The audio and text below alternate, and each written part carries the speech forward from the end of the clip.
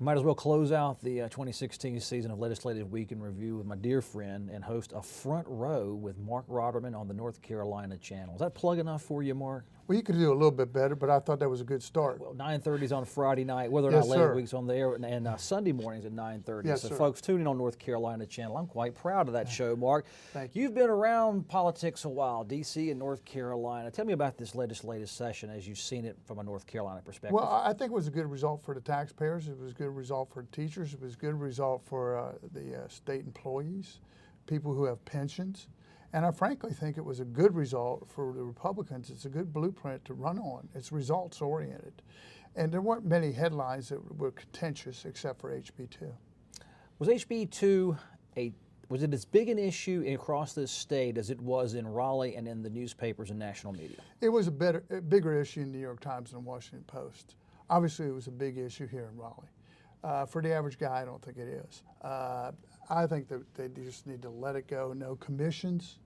Don't bring it up again. I see the governor was over meeting with the legislature the other day. Just let it go. It's in the courts. Let it die a death. Is it a cop-out, though, for legislators to pass state legislation and the first time a federal judge weighs in or the presidential administration, whoever's in power, and they go, oh, not our problem anymore, let's let D.C. handle it? No, I don't think so. I think that, frankly, Obama had no reason to jump in. I mean, he jumps into almost everything, and his priorities are not right from my point of view.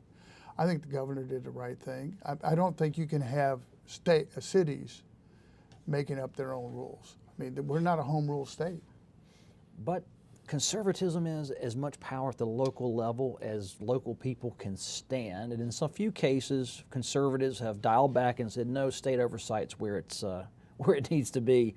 How do they keep it balanced from their side? Well, first of all, if it was up to me, Charlotte would roll back their rules and HB 2 would go away in the legislature. I don't think there was a problem. I think there was a solution in search of a problem. And I think that's how we got there.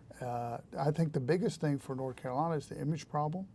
And I think the other thing is the cost to North Carolina with businesses, the MBA, and that sort of thing. Is it more of is it a social embarrassment? Is it a business problem? What about HB 2? Do the people want HB 2 by and large in this state?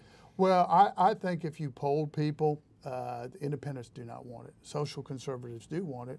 I think moms and dads want it.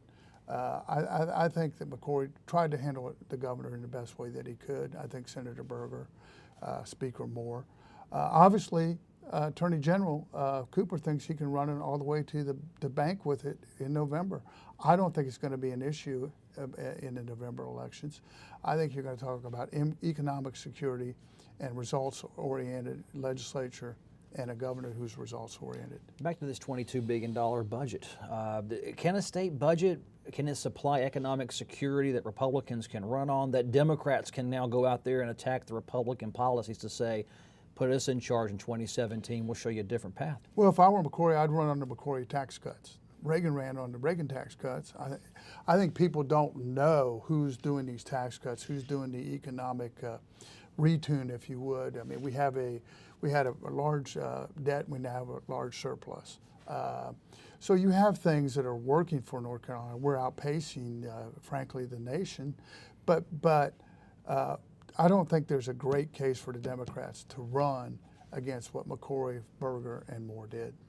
Where can Democrats run? What can they do to put a dent in this? Because a close election, every race post HB 2 included, well, 1 point, no points. Kelly, if you're talking about the governor's race, I think the Democrats are going to try to frame the governor as unethical. Lending tree, some of the forms that weren't filled out, bad judgment. I think that's where they're going.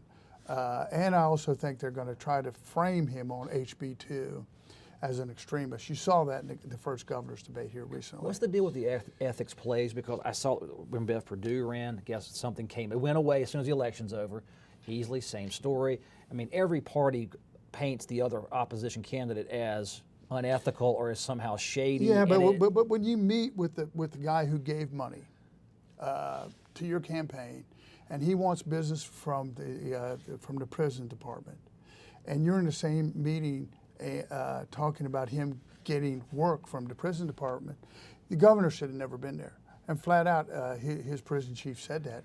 Now back to the legislature, though. That's the McCrory Administration. Right. You have the most powerful people in the state also work in the legislative building. Phil Right. Berger, Tim Moore. How should they feel out of the gate? This adjournment, maybe this weekend, early next week, out to campaign 2016. Well, I think they're going to again run on a results-oriented future for North Carolina, and they produced.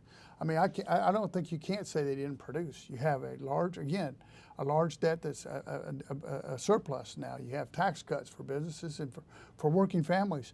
So I think they've got a lot to say. Teachers are getting a pay raise. I mean, that's a big deal. It appears Republicans are now spending money in the budget, proudly saying we're raising spending after 4 or 5 years if they had to cut everything every single year. Is the war over in deconstructing the Democratic establishment, how they built this state, and now are Republicans entering the phase of governing North Carolina under their principles? I think that's correct, and they've got a huge rainy day fund. So they're covered if there is a recession. I think that the more they put in that rainy day fund, the better off they are. They're looking towards the future. I think they've got a lot to talk about as they go forward, and I think their spending priorities are probably correct. What do you see happening next year? I know it's a long way away. We'll either have President Trump or President Clinton there. Who knows what will happen in the legislature, and who knows what will happen with the governor? What do you see the issues being? Social or economic? At the end of the day, if you're talking about North Carolina, it's going to be economic security. If you're talking nationally, it's going to be economic security and national security. Easy enough. Marc Rotterman hosts a Front Row with Marc Rotterman on the North Carolina channel, Friday nights 9:30, Sunday mornings at 9:30 a.m., and online all the time. You look good on the internet, Marc, and I appreciate it. Thanks for doing your show with us. Thank you, sir. And well, politics just getting ramped up for you, sir. See you soon. All right.